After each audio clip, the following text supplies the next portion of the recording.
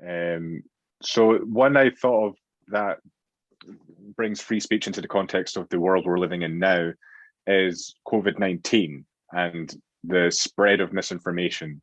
So what do you think should happen with that with regards to speech? Because some would argue that that's putting people at risk if you're spreading misinformation or saying that COVID is a hoax or something like that. People aren't going to wear masks, then they're going to get close to other people, maybe pass it on to someone. Look, this is a huge problem, but let's remember a couple things. First of all, there have been anti-vax movements since Jenner, right? It's true that, like with all bad speech, the internet gives that movement a bigger microphone.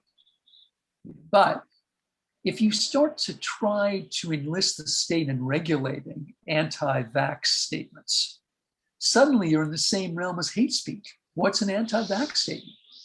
Okay, what if somebody says, look, I think this should be up to the individual? Is that an anti-vax statement? Somebody might think so. You could make a case for it, right? If you empower all the individuals to decide for themselves, you're going to have less vaccine than if you require people either via the employer or the state. So look, I'm not trying to deny the problem. And the anti-vax movement is real and poisonous.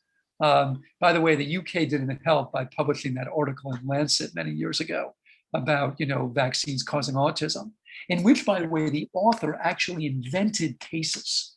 Everyone should know that. It isn't just that it used bad mathematical modeling, right? He actually made up cases. I mean, that's how bad it was.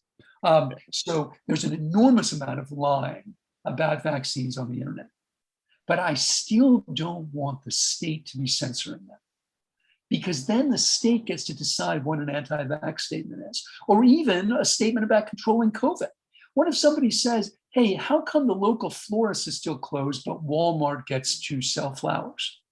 That's a reasonable question. But somebody up there in the Department of Truth might reasonably say, well, wait a second, this is kind of challenging our view on masks and our rules on masks. We can't have this. Then fewer people will mask up and more people will die. Get rid of it. I don't want that to happen.